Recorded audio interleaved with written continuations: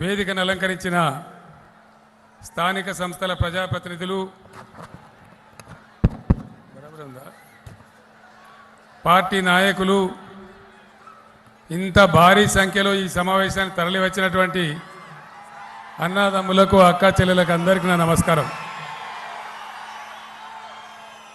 ఈరోజు ఒక విషయం అయితే స్పష్టంగా అర్థమవుతా ఉంది. ఈ సభ చూసిన తర్వాత సుదర్శన్ రెడ్డి గారు భారీ మేయాడితో గెలిచిపోయిందని అర్థమవుతా ఉంది.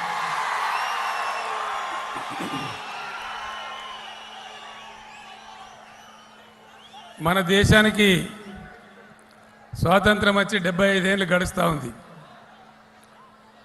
ప్రజాస్వామ్య ప్రక్రియ ఈ దేశంలో ఉంది. కానీ ప్రజాస్వామ్య ప్రక్రియలో ఈనాటికి కూడా రావాల్సినంత పరిణతి రాలేదు. ఆ కారణం చేత ఎన్నికలు వస్తే పెద్ద హడావుడి, గందరగోళం, అబద్ధాలు, అభాండాలు, ఆరోపణలు, అంతా గందరగోళంగా ఉంటుంది. మీ అందరికీ తెలుసు. మీ అందరినీ నేను ఒక మాట ప్రార్థిస్తూ ఉన్నా. ఎలక్షన్లు చాలా వచ్చినాయి, చాలా పోయినాయి. మీరందరూ కూడా చూసినారు, ఓట్లు కూడా వేసినారు. మీ అందరిని నేను కోరేది ఒకటే, నేను ఏదైతే ప్రజాస్వామ్య పరిణతి అని చెప్పినో అది రావాలంటే నేను చెప్పే 4 మాటలు మీ ఊర్లోకి పోయిన తర్వాత మీరు జనంలో చర్చ పెట్టాలి, నిజానిజాలు తేల్చాలి. అప్పుడే ఎన్నికల్లో మీరు ప్రజలు గెలవడం ప్రారంభమైందని నేను మనవి చేస్తూ ఉన్నా. ఎలక్షన్లు వస్తాయి. ఎలక్షన్లో పార్టీకి ఒకరు నిలబడతారు. బీఆర్ఎస్కు మన సుదర్శన్ నిలబడ్డాడు, కాంగ్రెస్కి ఒక ఆయన ఎవరో ఉంటారు, బీజేపీ కూడా ఎవరో ఇంకొక ఆయన ఉంటాడు, అట్లనే ఇండిపెండెంట్ కూడా ఒకరో ఇద్దరు ఉండవచ్చు. 30 తారీఖు నాడు ఓట్లు పడతాయి, 3 తారీఖు నాడు లెక్కిస్తారు. అక్కడ దుకాణం అయిపోద్దని మీరు అనుకుంటారు, కానీ అక్కడికే అయిపోదు. ఆ తర్వాత తతంగం చాలా ఉంటుంది. ఎవరైతే ఈ నాయకులు నిలబడ్డారో వీళ్ళ వెనక చాలా పెద్ద పార్టీలు ఉన్నాయి. ఆ పార్టీల చరిత్ర కూడా మీరు చూడాలి. నిలబడ్డ అభ్యర్థి యొక్క కమిట్మెంటు, మంచి చెడ్డ చూడడంతో పాటు వాళ్ళ వెనుక ఉన్న పార్టీ కూడా ఏం పార్టీ, ఎటువంటి పార్టీ, ఆ పార్టీ నడక ఏంది, వాళ్ళకు అవకాశం వస్తే, అధికారం ఇస్తే ప్రజల కోసం ఏం చేస్తారు, ఎట్లా ఆలోచిస్తారు అనే విషయాలు కూడా మీరు గమనించాలి. ప్రజాస్వామ్యంలో పరిణతి అంటే అదే అని చెప్పి నేను మనవి చేస్తా ఉన్నా.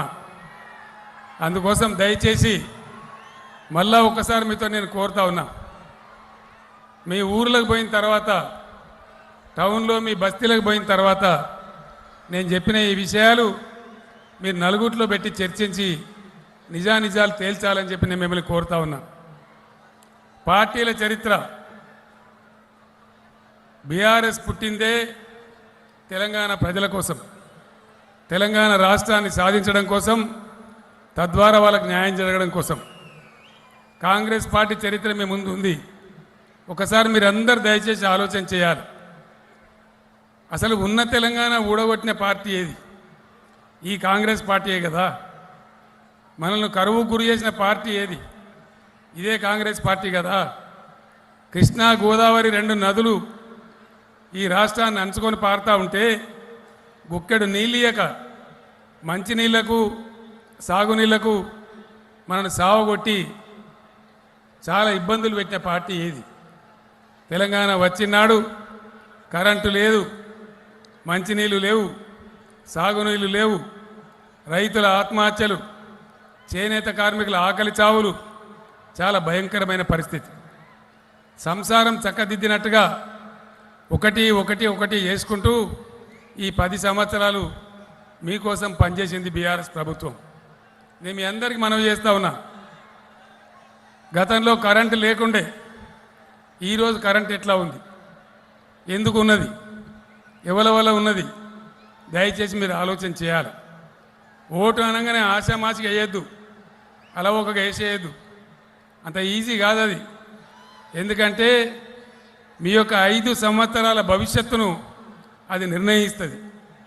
5 సంవత్సరాల ఈ రాష్ట్ర భవిష్యత్తును మన ప్రజల భవిష్యత్తు నిర్ణయిస్తుంది కాబట్టి చాలా జాగ్రత్తగా ఆలోచించి ఓటు వేయాలి. అప్పుడే మీరు గెలవడం స్టార్ట్ అవుతుంది. అదే ప్రజాస్వామ్య పరిణతి, డెమోక్రటిక్ మెచ్యూరిటీ అది రావాల్సిన అవసరం ఉంటుంది. మీ అందరిని కూడా నేను కోరుతా ఉన్నా, ఒకటి ఎట్లా చేసుకుంటూ వచ్చినాం అది మీ కళ్ళ ముందర ఉన్నది. ఇంతకుముందే మిత్రుడు సుదర్శన్ రెడ్డి చెప్పిండు, గోదావరి పాకాల 60 ఏండ్ల డిమాండ్ ఎవ్వరు కూడా చేయలేకపోయినారు. కానీ ఒక సుదర్శన్ రెడ్డి పట్టుబట్టి చేయించిన విషయం నిజం కాదా? మీరు ఆలోచన చేయాలి. గతంలో యాసంగిలో ఎంత పంట వండేది? 30-35 లక్షల ఎకరాలు, 30-35 వేల ఎకరాలు కూడా వాడేది కాదు. ఇలా 1,35,000 ఎకరాలు యాసంగిలో నర్సంపేటలో పంటలు పండుతూ ఉన్నాయి. అది సుదర్శన్ రెడ్డి చేసిన పుణ్యమే అని చెప్పి నేను మనవి చేస్తూ ఉన్నా.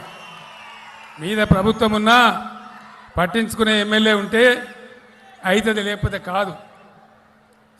సుదర్శన్ రెడ్డి కన్నా ముందు ఎంతమంది ఎమ్మెల్యేలు కాలేదు నర్సంపేటకు? పెద్ద పెద్ద సిపాయిలు అయినరు. సుదర్శన్ రెడ్డి కన్నా దొడ్డుగునోళ్ళు అయినరు, ఎత్తున్నోళ్ళు అయినరు. వాళ్ళు చేయలేకపోయినారు. కానీ సుదర్శన్ రెడ్డి ఈరోజు పాకాల కింద ఆయకట్టుకు డోకా లేకుండా చేసిన వ్యక్తి సుదర్శన్ రెడ్డి. అవునా కాదా? మీరు ఆలోచన చేయాలని చెప్పి నేను కోరుతా ఉన్నా. మంచినీళ్ళు, కృష్ణా గోదావరి 2 నదుల మధ్య ఉండే తెలంగాణ మంచినీళ్ళకి ఎందుకు బాధపడ్డాం మనం? మేము అధికారంలోకి వచ్చిన తర్వాత ఒక్కొక్క సమస్య పరిష్కారం చేసుకుంటూ వచ్చినాం. మంచినీళ్ళు, నేను మీకు తెలుసు, మీరు అందరు టీవీలలో చూసినారు.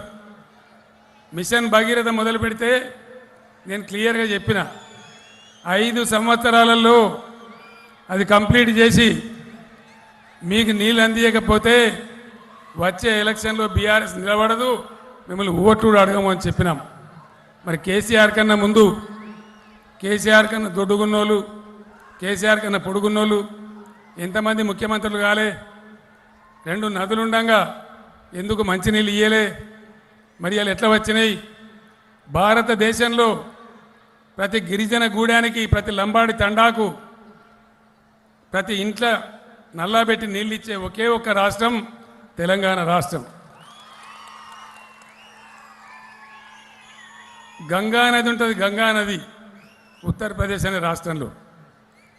ఆ రాష్ట్ర ముఖ్యమంత్రి కూడా మన దగ్గరికి లుంగేసుకొని ఊపుకుంటూ వస్తాడు, మనకు ప్రచారం చేయడానికి వస్తాడు. గంగా నది ఉండేటువంటి ఉత్తరప్రదేశ్లో కూడా ఇయ్యాలటి కూడా మంచినీళ్ళు దిక్కులేవు. అనేక నదులు ఉండేటువంటి రాష్ట్రాల్లో కూడా లేవు. అంటే ఎందుకు వచ్చినాయి మంచినీళ్ళు?